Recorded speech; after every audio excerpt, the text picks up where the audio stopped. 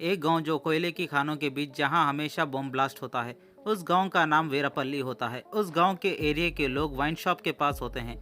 एक bus driver बस को वहां रोकता है और शराब के लिए जाता है। वहां एक आदमी आता है, सब उसको देख खुश होते हैं। वो आदमी शॉप खोलता है। सारे आदमी बड़े कैस्ट के लोग अंदर जाते हैं और छोटी कैस्ट के लोग बाहर से शराब खरीदते हैं। वहां शॉप ओनर आता है और वो गांव का सरपंच भी होता है। न्यूज़ में एनटी रामाराव साहब शराब बेचने और खरीदने पर बैन लगाते हैं, शॉप क्लोज कर देते हैं। इससे सारे गांव के लोग परेशान होते हैं और कोई भी सरपंच को इज्जत नहीं देता। वहां बड़े नंबी आते हैं और उनके दो बेटे होते हैं, एक राजन्ना दूसरा शिवन्ना आते हैं। वो सबको शराब वापस शुरू करने का वादा करता है। वो सरपंच का इलेक्शन करवाना चाहता है और वाइन शॉप सरपंच के पास 5 साल तक रहेगा। फिर नेक्स्ट इलेक्शन में जो जीता शॉप उसकी। सरपंच लोगों के लिए मान जाता है और बड़े नंबी जीत जाता है। बड़े नंबी की मौत के बाद उसके बेटे जायदाद का बंटवारा करते हैं, सरपंच के लिए लड़ते हैं। इसमें दूसरे भाई जीत जाता है। धरणी और सूरी दोस्त होते हैं। धरणी वेनेला को पसंद करता है। स्कूल में वेनेला की बुक में लव लेटर रखता है, लेकिन उसको पता चलता है कि सूरी भी वेनेला को पसंद करता है। दोस्त के लिए धरणी वेनेला की बुक फाड़ देता है। धरणी शराब खरीदकर उसके दादी को देता है और पीने की वजह पूछता है। दादी बताती है पीने के बाद इंसान में ताकत आ जाती है। कोयले की ट्रेन जाती है, यहाँ नानी की एंट्री होती है एज धरणी। धरणी भागकर ट्रेन पर चढ़ता है और उसके साथ सूरी भी होता है। दोनों बैग में कोयला चुराते हैं। उनके दोस्त गाड़ी लेकर आते हैं और सारे बैग को गाड़ी में फेंकते हैं। एक बैग नीचे गिरता है, इससे ट्रेन के पुलिस ऑफिसर्स देख लेते हैं और वो ट्रेन पे आते हैं। धरणी और सूरी दोनों झाड़ पर लटक जाते हैं। दोनों वाइन शॉप के पास शराब पीते हैं। यहाँ सॉन्ग होता है। सॉन्ग में धरणी नशे के हालत में पुलिस को मारता है और उनको पुलिस स्टेशन ले जाते हैं। वहाँ एसआई उनको वार्निंग देकर छोड़ देता है। यहाँ कीर्ति सुरेश की एंट्री होती है as Vennela. Vennela school teacher होती है। वो स्कूल से अंडे चुराती है। वहाँ धरणी और सूरी आते हैं। सूरी वेनेला को एक किस मांगता है, वेनेली मना करती है। इससे धरणी उसको चोटी खिड़की से बांध देता है। वेनेला एक लेडी को इलेक्शन लिस्ट देती है। शिवन्ना की बहू नंबी की वाइफ होती है। नंबी इस बार जीतने के लिए क्रिकेट मैच रखने को कहता है। उसमें जीतने वाले को कैशियर की जॉब देने को कहता है। इस बार वो इलेक्शन में ठहरने का चाहता है। वेनेला की माँ वेनेला को शादी के बारे में बात करती है। उसके पापा ने उसके लिए लड़का ढूंढा है। धरणी और सूरी दोनों अपने दोस्तों के साथ पी रहे होते हैं। वेनेला सूरी को सारी बात बताती है और वो रोने लगती है। वेनेला के आंखों में आंसू देख धरणी वहाँ से वेनेला के घर जाता है और उसकी माँ को बताता है कि वेनेला शादी सूरी से करेगी। वेनेला की माँ बताती है सूरी के पास जॉब नहीं है। धरणी उसको वादा करता है क्रिकेट में जीतकर वो सूरी को जॉब दिलवाएगा, इसलिए वेनेला की भी मान जाती है। वहाँ सूरी और वेनेला आते हैं और दोनों खुश होते हैं। नंबी एक लेडी के घर से निकलता है और अपने आदमी से धरणी को बुलाने को कहता है। धरणी नंबी से मिलता है। नंबी धरणी को मैच हारने को कहता है और वार्निंग देता है, एक बोतल देता है। मैच शुरू होता है। धरणी सही से नहीं खेलता, वो हर बॉल छोड़ता है और उसके पैर पर चोट लगती है। सूरी खेलने के लिए जाता है। दूसरे दोस्त आउट होते हैं। एक मोटा दोस्त खेलते हुए वो रन लेता है, उसको दम आता है, वो आउट हो जाता है। फिर सूरी भी आउट हो जाता है। ये देख वेनेला उदास होती है और धरणी को बताती है कि उसकी शादी अगर से सूरी से नहीं हुई तो वो मर जाएगी। धरणी ये सुन चश्मा लगाकर स्वैग से ग्राउंड में जाता है और अच्छा खेलता है और वो जीत जाते हैं। सारे दोस्त सूरी को जॉब देने को कहते हैं। धरणी और सूरी अपने दोस्तों के साथ फिर रहे होते हैं। वहाँ राजाना के घर से झंडा निकालते हैं। धरणी सूरी को शराब लाने को कहता है। वहाँ हारे हुए मैच के लोग होते हैं। वो बताता है कि धरणी मैच हारने को सौदा किया था और एक बोतल ले गया। सूरी बताता है धरणी पीने के बाद शेर बन जाता है। वो लोग सूरी को मारते हैं। धरणी ये देखता है और अपनी लुंगी उठाकर वाइन शॉप में आता है। वहाँ सब लोग उसको देखते हैं। धरणी बोतल से आदमी को मारता है। शॉप में सब टूटा हुआ होता है। वहाँ नंबी आता है। पुलिस धरणी, सूरी और उसके दोस्तों को पकड़ लेती है और उनको मारती है। बाहर वेनेला और सब उनके माँ बाप पुलिस को छोड़ने को कहते हैं, लेकिन उनकी बात कोई नहीं सुनता। इसलिए एक आदमी राजाना के घर जाता है और मदद मांगता है। कई साल बाद राजाना के घर से कार निकलती है और सब उसको देखते हैं। राजाना पुलिस स्टेशन आता है और सबको छोड़ने को कहता है। राजाना की वजह से सब बाहर आते हैं, इसलिए सूरी राजाना को इलेक्शन में ठहरने को कहता है। राजाना मना करता है, लेकिन सूरी बताता है कि वो उसको सपोर्ट करेंगे। धरणी और सूरी अपने कान में बाली लगाते हैं। वो राजाना के वोट का सिंबल होता है। राजाना अपना नाम लिखाने के लिए इलेक्शन ऑफिस आता है। वहाँ वो अपना नाम लिखाता है और धरणी को भी सेंड करवाता है। नंबी इलेक्शन में जीतने के लिए सबको शराब बांटता है। राजाना के पास वेनिला आती है। गांव के लेडीज़ की लिस्ट दिखाती है। गांव में अगर 100 लोग हैं तो उसमें से 60 लेडीज़ ही है। राजाना सब लेडीज़ के साथ बात करता है, उनको वोट डालने को कहता है। राजाना लेडीज़ के वोट से जीत जाता है। राजाना वाइन शॉप में कोई भी कैस्ट वाले आ सकते हैं बताता है। सूरी और वेनिला की शादी की तैयारी होती है। धरनी खाना बनाता है। वहाँ वेनिला शादी के कपड़ों में आती है। धरनी उसको देखता है। सूरी और वेनिला की शादी हो जाती है।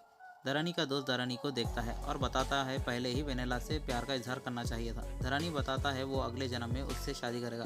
अगर उसमें भी सूरी को पसंद हो तो वो वेनिला को छोड़ देगा। ये सारी बातें सूरी सुन लेता है। सूरी घर जाता है। सूरी और वेनिला साथ में होते हैं। फिर सूरी घर से बाहर चला जाता है। धरनी वन शॉप में होता है। वहाँ सूरी आता है। शॉप के पास कुछ आदमी आते हैं। धरनी के दोस्त का हाथ काट देते हैं। ये देख सब डर जाते हैं, वहाँ से भाग जाते हैं, लेकिन वो लोग उनका पीछा करते हैं, सबको बुरी तरीके से मारते हैं। धरनी गम में होता है। सूरी उसको साइकिल पर बिठाकर ले जाता है। आगे धूल में सूरी का सर कोई धड़ से अलग कर देता है। धरनी ये देख डर जाता है और रोने लगता है। सुबह सूरी और सबकी लाश लाते हैं। वेनिला सूरी की लाश के पास आती है। धरनी शौक में होता है। सूरी की माँ बताती है सूरी की चिता को आग धरनी लगाएगा। धरनी सूरी की बॉडी को आग लगाता है। पंचायत में नंबी धरनी को उसके दोस्तों पर इल्जाम लगाता है। बताता है उन्होंने पीने के बाद कुछ याद नहीं है। धरनी बगैर शराब पिए सब याद करने के लिए गांव में अकेला भागता है। भागते हुए उसको याद आता है कि एक तलवार उसके पास से गुजरी हुई थी और कुएं में गिर गई थी। धरनी कुएं में कूदता है और हथियार को ढूंढता है। उस पर नंबी का नाम लिखा हुआ होता है। धरनी गुस्से में नंबी के घर आता है। वहाँ नंबी की वाइफ होती है।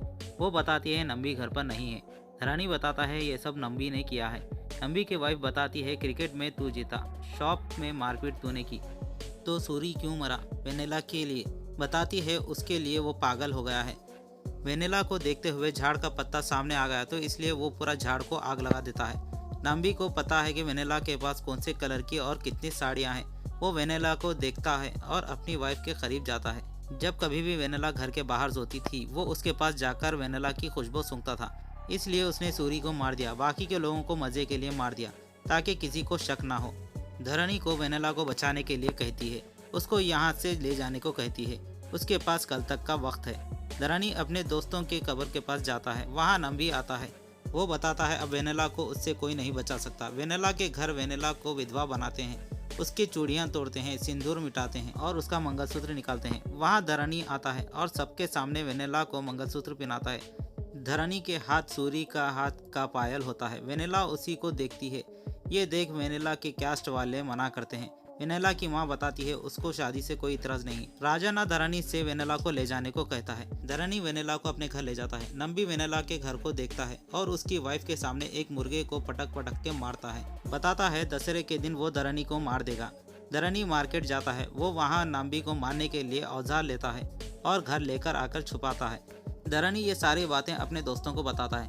वो नंबी को ही नहीं उन सभी लोगों को मारना चाहता है। वेनिला के पास स्कूल के बच्चे आते हैं। उनको स्कूल की आया ले आती है।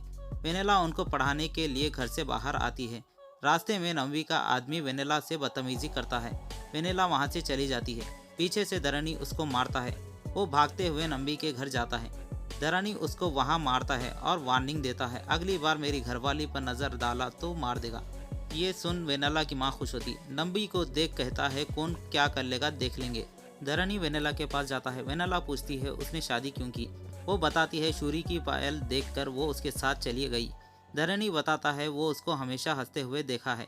वो हंसी ना जाए इसलिए उसने शादी वहाँ की।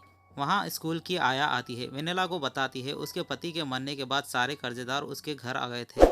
नंबी ने सारा कर्जा चुकाया, बदले में वो उसका फ़ायदा उठाता था।